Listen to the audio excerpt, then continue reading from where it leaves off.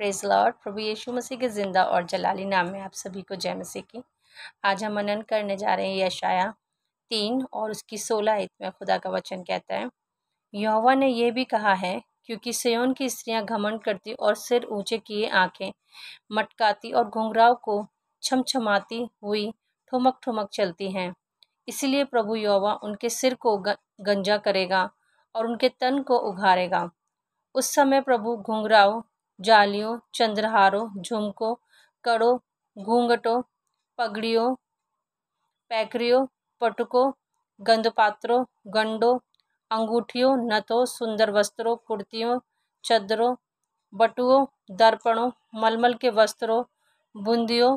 दुपट्टों, इन सभी की शोभा को दूर करेगा। सुगंध के बदले सड़ाहट,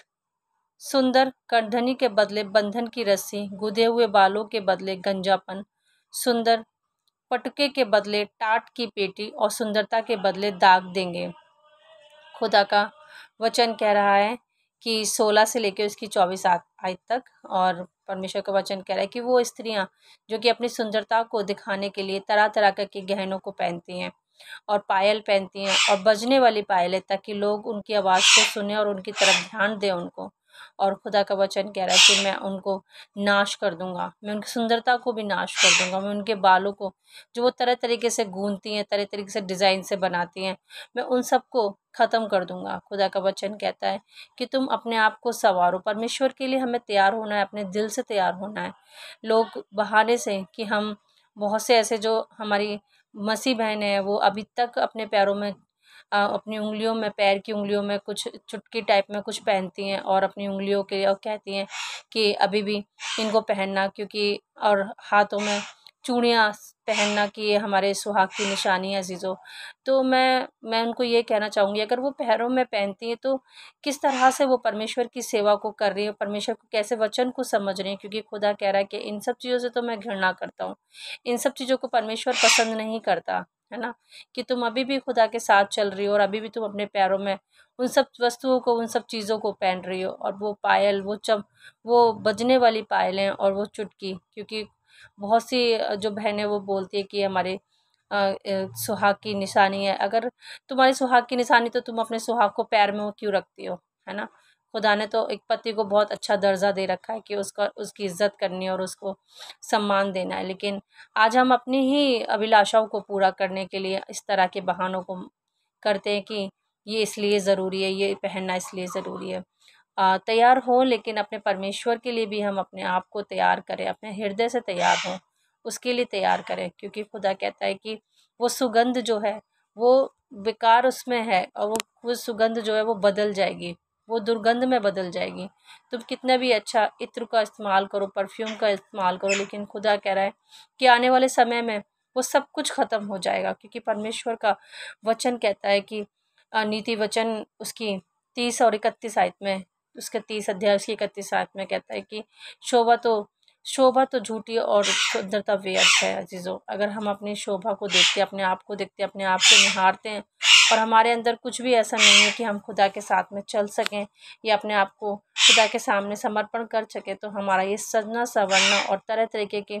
बालों को गूंदना, अपने आप को संवारना, ये सब कुछ व्यर्थ है अजीज़ों। परमेश्वर का वचन नीति वचन 11 उसकी 22 आयत में कहता है, आप मेरे साथ में खोल लीजिए, निकालेंगे नीति वचन उसका 11 अध्याय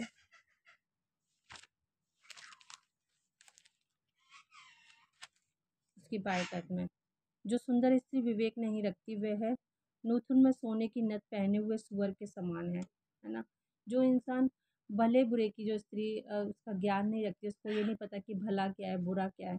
तो वो खुदा ने उसको गलत बताया कि वो एक सुअर के नुतने, जैसे कि एक जानवर है, उसके नाक में कुछ भी हमने पहना दिया, उसको यही नहीं पता कि क्या सही है क्या गलत है अजीज़ों। तो परमेश्वर के लिए हमें अपने आप को संभालना, हमें अपने विवेक का ध्यान रखना, हमें भले बुरे का ज्ञान का याद रखना है कि हमें किस तरह से खुदा के सामने जाना है, क्योंकि सबोदेशक में भी इस तरह से 10 उसका पहली आयत में खुदा का वचन हमसे बात करता है। आइए आप मेरे साथ में खोलें सबोदेशक 10 उसकी पहली आयत में लिखा हुआ है इस तरह से, मरी हुई मक्खियों के कारण गंधों का तेल सड़ने और बासने लगता है, और थोड़ी-सी मूर्खता बुद्धि और प्रतिष्ठा को घटा देती है। थोड़ी-सी मूर्खता, है ना? थोड़ा-सा कोई भी हम मूर्खता का काम करते हैं, थोड़ी-सी गलतियों को करते हैं हम, है ना? इस तरह के हम अपने हाथों में कलरफुल धागों को बाँधते हैं, हम चर्च में भी जा रहे हैं, हम खुदा पे भी विश्वास रखते हैं और हम इन सब चीज़ों कामों को भी करते हैं, तो खुदा कहता है कि तुम्हारे अंदर से वो सड़ाहट, वो उत्पन्न हो रही है तुम्हारे अंदर से, वो बदबू तुम्हारे अंदर से, जिस तरह से मक्खियाँ मर जाती हैं ना और उसके अंदर से वो बदबू आती है, उस तरीके से वो तुम्हारे मन में, तुम्हारा मन उस तरीके से है, उसमें तरह-तरह की तुम किसी भी तरीके का तुम अपने ऊपर परफ्यूम लगा लो, अपने आप को सँवार लो, लेकिन परमेश्वर का वचन कहता है कि तुम्हारे अंदर से अभी भी वो सड़ने की, बासने लगता है वो, है ना? जिस तरह से सबोदेशक 10 उसकी पहली आयत में लिखा है कि मरी हुई मक्खी के कारण गंधी का तेल सड़ने और बासने लगता है, और थोड़ी-सी मूर्खता से, है ना? अगर कोई चीज़ रखी हुई है, उसमें मक्खियाँ मर गई हैं, तो उसमें थोड़े दिन उसको बंद रखेंगे तो उसमें बदबू आने लगेगी, है ना? तो इस तरह से खुदा का वचन कहता है कि थोड़ी-सी मूर्खता, है ना? अपने आप को हम तैयार करें परमेश्वर के लिए, और अपने आप को भी हम साफ-सुथरा रखें और उस तरीके की चीज़ों का यूज़ ना करें, कलावे या टैटू, क्योंकि खुदा के वचन में ये सब चीज़ें मना लिखी हुई हैं, ताकि हम ये सब चीज़ों को ना करें, ताकि परमेश्वर का क्रोध हम पर ना भड़के। तो अब मैं ख़ास तौर से परमेश्वर के वचन के द्वारा आपसे,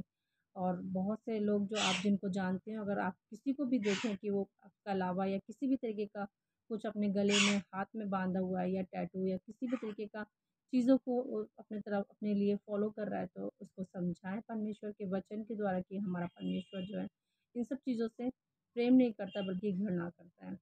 खुदा इन वचन के द्वारा आपको बहुत ब्लेस्ड करे। Praise the Lord.